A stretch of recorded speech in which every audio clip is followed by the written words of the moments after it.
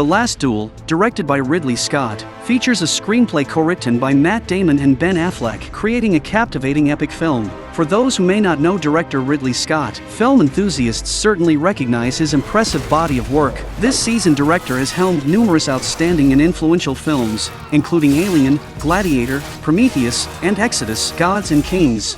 The titles alone attest to his extraordinary talent. In addition, the film is led by well-known actors Matt Damon, Ben Affleck, Adam Driver, and Jodie Comer. The Last Duel has a runtime of 2.5 hours, yet it never feels tedious. It is based on a true historical event. The film portrays enough brutal scenes to satisfy audiences eager for intense conflict. The two main characters were originally friends but became bitter enemies. The catalyst for this rift is the character of Marguerite. Carrouges is a respected knight known for his bravery and exceptional combat skills on the battlefield. He is a valiant, loyal, yet straightforward knight of the realm. His character's tragedy stems from this very straightforwardness. Le Gris, on the other hand, became one of the most respected nobles at court through his intelligence and eloquence. Another important character in this movie is the royal Count Pierre. He is a man with a clear and obnoxious personality, and has the power to grant land titles.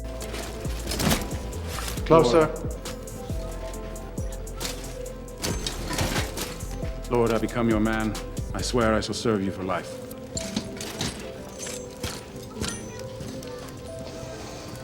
Carrouges had fought in countless battles, always displaying unmatched bravery on the battlefield. His weapon relentlessly cut down one enemy after another.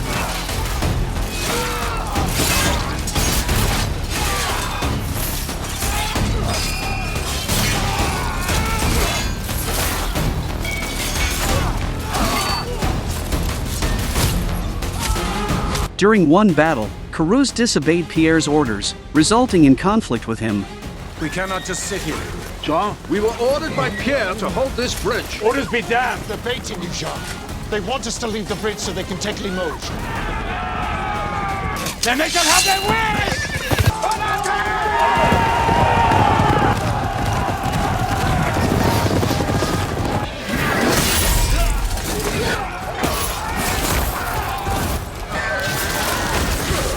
However, during this very war, Carrouges saved Le Gris. While Carrouges comes from nobility, Le Gris is a servant. Their social statuses, however, do not dictate their ultimate fates. After the battle, both men must pledge allegiance to the Baron Pierre, played by Ben Affleck. When Carrouges returns to his family estate, Le Gris has already aligned himself with the Baron, becoming an indispensable aide. As a soldier, Carrouges is rigid and conservative, adhering strictly to his code of honor and traditional values. Le Gris has received an academic education and possesses high intelligence and emotional intelligence. He adeptly uses various opportunities to his advantage and is accustomed to navigating society with his wit. In those turbulent times, Carrouges faced financial difficulties and the threat of bankruptcy. Meanwhile, Le Gris, through his connections to the powerful, gradually amassed wealth and became affluent.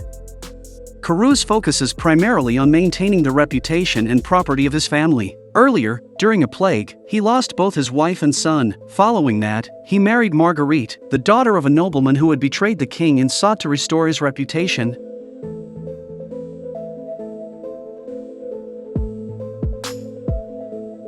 Marguerite, portrayed by Jodie Comer, effectively compensates for Carrouges' character flaws.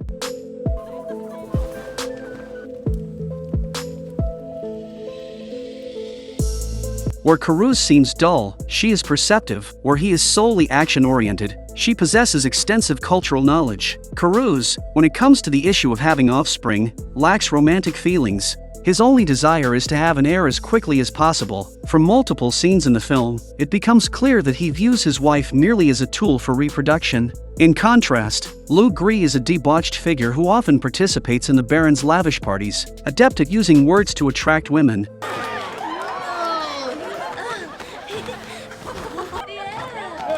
Despite the rift that develops between the former friends when the Baron grants Le Gris land and ownership that rightfully belonged to Carrouges, their relationship shows hints of their past camaraderie during a friend's wedding. Mock me, if you may. But you cannot change right from wrong, nor wrong from right. What claim could you possibly have had to this land?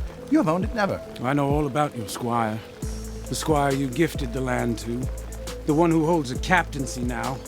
that is rightfully mine. At this wedding, Le Gris first encounters Marguerite and is immediately captivated by her beauty and charm. He becomes infatuated with the married Marguerite, enchanted not only by her looks but also by her intellect and proficiency in multiple languages. Le Gris believes that Carrouges is a reckless man, so he is convinced that Marguerite must be very lonely. After spending time with Marguerite, he becomes even more certain that she is his destined partner. He believes that Marguerite's gaze towards him always conveys deep affection. At night, Margaret appeared beside him, only in a dream. His obsession with Marguerite grows, ultimately leading to an incident where, one day, while Marguerite is home alone, he violates her. Le Gris considers this merely a romantic encounter. He completely ignored the fact that Marguerite was the wife of his savior Carrouges, and thus committed an unforgivable crime.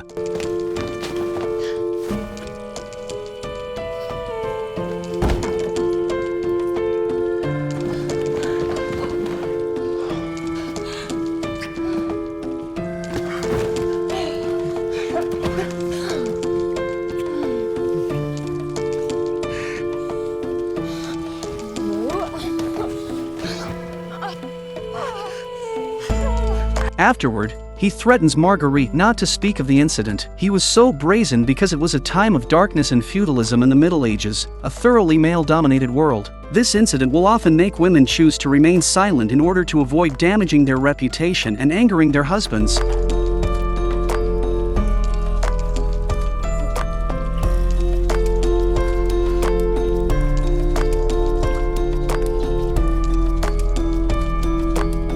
However, Marguerite does not choose silence. She confides in Carrouges about what happened. When his wife tearfully recounts her ordeal, his first reaction is to express suspicion. Carrouges grabbed Marguerite's neck and asked her viciously whether she had deliberately seduced Le Gris. Jean, please, I am telling you the truth. You must believe me.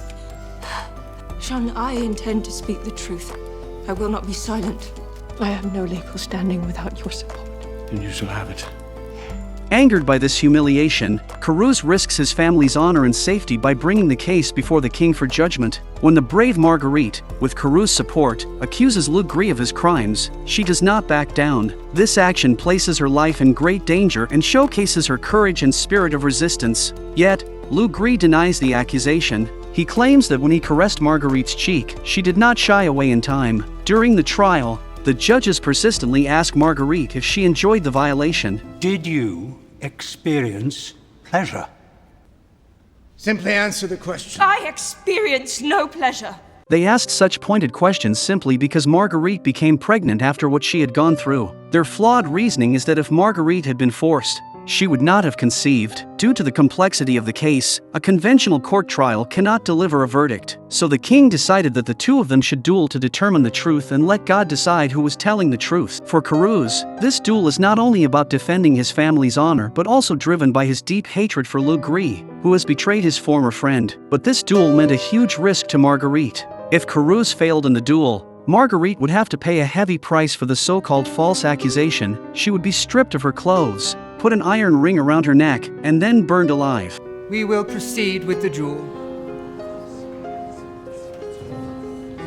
It all seems absurd. The reality of a woman being harmed is left to be decided by a duel between two men. At that time, people blindly believed that God would aid the righteous, thinking that the victor of the duel would be the one in the right. All the preparations are made. I'm ready. Had I have known the truth would deprive me of this love, I believe I would have done what many women before me had done. Nothing. What you did was right. Not if I die. I am not like you, Jean. The child needs his mother more than a mother needs to be right. This film tells the story of the last duel in French history that was sanctioned by the king, between Jean de Carrouges and Jacques Le Gris. This film is set against the backdrop of the 100 Years' War and is a drama with great ideological depth. This duel trial is a brutal life-and-death confrontation that places the fates of all three individuals in God's hands. The entire duel is filled with tension and excitement. If the audience already understands the previous plot, then their feelings when watching the duel between the two will definitely be more complicated. The course of the duel is full of twists and turns, making it impossible to predict the outcome until the very last moment. Let them go!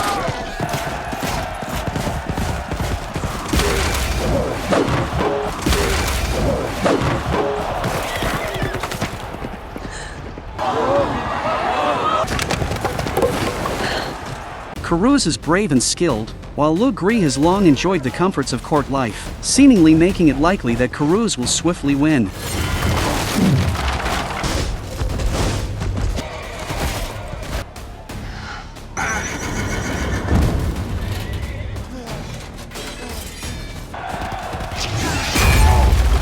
However, unexpectedly, Le Gris displays formidable fighting prowess during the duel, leaving everyone uncertain about the final result. Only those who have truly watched the film can fully grasp the intensity of this atmosphere.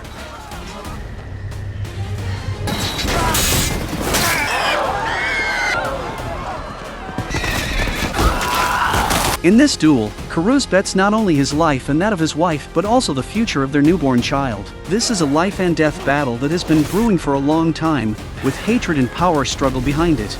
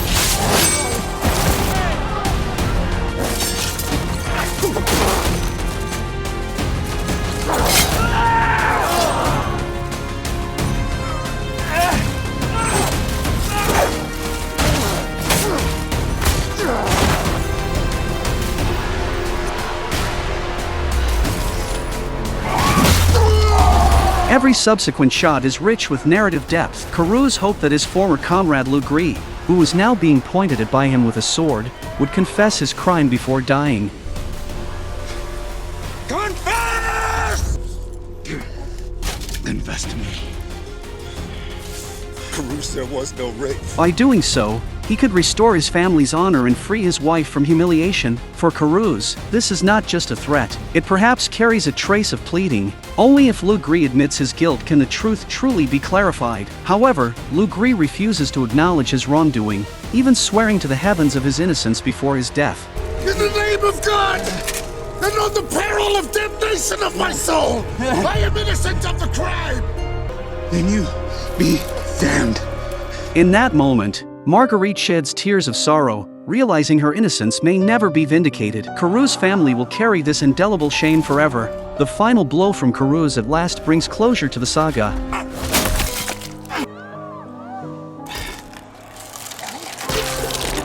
In that era, people placed their faith in the king and God. Everyone believed that the outcome of the duel was decided by God, and public opinion would lean towards whichever side won the duel. Marguerite finally breathed a sigh of relief because she no longer faced the cruel punishment of being stripped naked and subjected to 20 minutes of burning at the stake. Pierre mourned the death of Le Gris, feeling deeply downcast. The film tells the story from the perspectives of the three main characters, each with their own version of events, making the final duel sequence easily interpreted as being presented solely from Marguerite's viewpoint. Carrouges emerges victorious in the duel.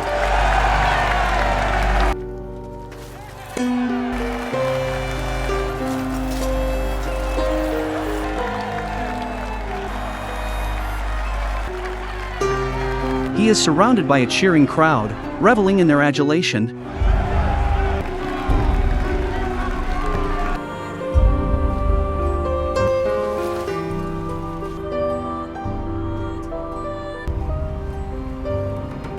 While this victory restored his family's reputation, throughout it all, no one genuinely cared about Marguerite's accusations.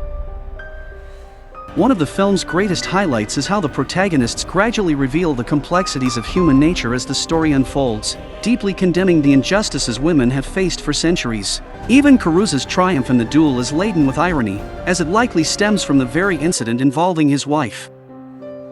In this duel, he seeks not only to avenge Marguerite but also to release the pent-up resentment he has harbored against Pierre and Le Gris over the years. Marguerite is not only a victim of this incident, but also a victim of the entire feudal era. But she had a clarity that was ahead of her time. She fought with all her might, even risking her own life, to defend her rights. The director uses this story that takes place in the Middle Ages to reflect the difficulties that women still face today, resonating with the cries and struggles of women today. Just like Marguerite's cry, "Don't be silent because of fear." Only by taking back the right to speak from the powerful can we have true freedom. Historically, Carrouges would meet his unfortunate demise on the battlefield a few years later.